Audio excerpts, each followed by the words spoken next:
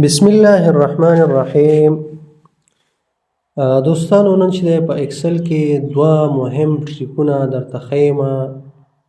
تاسې ویډیو دقیق وګورئ چې تاسې ورباندې ښه پوه شئ. ډېر مهم دی. لومړی ټریک چې دی هغه زیاتره چې کله استادان نتایج جوړوي یا نور خلک نتایج جوړوي، په هغې کې چې دی نمرې ورسوي، خو دا نمرې چې کوم دی دا په پښتو فارمټ کې ورسیږي. مطلب عددونه پښتو ورسیږي. غواړي انګلیسي ته واړئ خو نه وړي. مثلا زه اوس دلته چې دی ګوره انګلیسي عددونه لیکم، دا بیرته پښتو ته وړي. داسې ګوره زه لیکم فرضاً 65 انګلیسي مې ولیکل، بیرته پښتو ته واوړي. همدارنګه هر یو عدد چې لیکم دا بیرته څه ته اوړي، دا اوړي پښتو عددونو ته. د دې مشکل د حل لپاره څه کوو؟ ډېر اسانه او ساده طریقه ده. را شو دلته تاسې به دغه کم سیلونو کې چې عددونه پښتو ته اوړي تاسې به دا ټول سلیکټ کړئ. کله مو چې سلیکټ کړه، سلیکشن نه وروسته به دلته راشئ پاسه هوم مینو کې نمبر ته، او د نمبر کې کسټم دی، دا به تاسې په نمبر کې واخلئ. کله مو چې نمبر کې واخیسته، دلته ورسره اشاریه 00 راغی.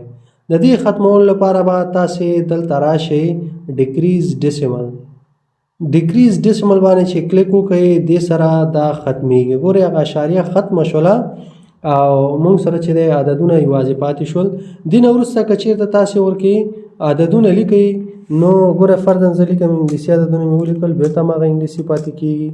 او که چېرته ژبه پښتو ته واړو او بیا پښتو عددونه لیکو، هم په انګلیسي باندې به بېرته اوړي. ځکه اوړي چې مونږ هغلته څه اخیستی، نمبر فارمټ هم اخیستی. نو کله چې تاسې نمبر فارمټ کې واخلئ، نو تاسې سره به چې دی عددونه بیا پښتو ته نه اوړي. دا یو ټریک و. دوهم ټریک چې دی هغه راځو دلته دا په اکسل کې دی. په اکسل کې کله چې مثال تاسې په چا باندې یو قرض کاته وي او ټیبل وي، دا ګوره اوس ټیبل ما جوړ کړی دی. په دې ټیبل کې که چیرې تاسې یو فارمولا یا فنکشن اپلای کوئ، په اول سیل کې چې اپلای کړئ هغه کالم کې مکمل اپلای کېږي. دلته فرض مثال زه دلته یو فنکشن یا فارمولا چې دی زه اپلای کوم، تاسې ورته ښه متوجه شئ. زه لیکم مساوي، فرض مثال دغه نفر چې دی 1000 افغانۍ د باندې قرض دی، دا چې دی 1500 راوړي. صحیح شو؟ ګوره که زه دلته 1500 ولیکم، 1500 مې لیکم، 1500 خو راغلی، لاندې چې دی دا فارمولا رانغله. خو که چېرته مثال د 1500 درکړي، دا 1500 بیا درکوي او ته غواړې په همدغه یو سیل کې دا وصول کوي، نو دې لپاره به دلته تاسې ولیکئ مساوي. مساوي نه وروسته به ولیکئ 1500. صحیح شو؟ دا انټر کړه. ګوره دا 1500 ټولو کې راغلل. ته وایې چې دې ټولو کې را نشي، نو کله چې دی زه به یې کنټرول زیډ کړم داسې چې تاسې ښه پوه شئ. دا به ډیلیټ کوم، مساوي وبه لیکئ 1500. کله چې دی 1500 ولیکل، انټر دې کړه، نو دې پسې ګوره ټولو سیلونو کې خپله اتومات دا فارمولا تکراریږي. نو کله چې تکرار شو، ته به کنټرول زیډ پسې ووهې، همدې یو سل کې پاتې شو دا فارمولا یا فنکشن.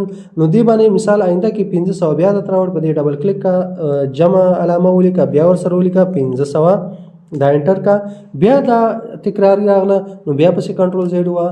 دا په هغه صورت کې کېږي کله چې لاندې سیلونو کې لیکل یا ټکس نه وي. ګوره زه دا لرې کوم، صحیح شو؟ مثال دا زه بیخي ختموم. لاندې سیلونو کې زه یو څه عددونه لیکم، داسې لاندې سیلونه مې ټول ډک کړل. صحیح شو؟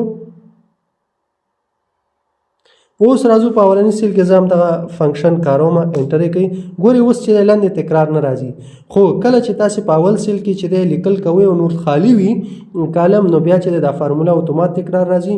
نو په دغې طریقې سره تاسې کولی شئ چې په اسانۍ سره دا فارمولا برابره کړئ او ټیبل کې هغه فارمولا تکرار را نشي.